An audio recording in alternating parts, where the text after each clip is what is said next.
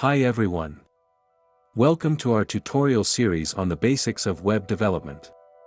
I'll be guiding you through the fundamental concepts of HTML, CSS, Java, and PHP. Whether you're a complete beginner or just looking to refresh your skills, this series is designed to help you build a solid foundation. We'll start with HTML, the backbone of any web page. You'll learn how to structure your content using elements like headings, paragraphs, and links. Next, we'll dive into CSS, where you'll discover how to style your pages, making them visually appealing and responsive. After that, we'll cover the basics of Java, a powerful programming language used in various applications.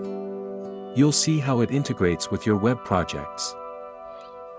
Finally, we'll explore PHP, a server-side scripting language that allows you to create dynamic and interactive web pages.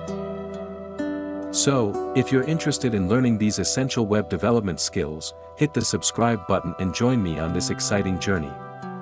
Let's get started.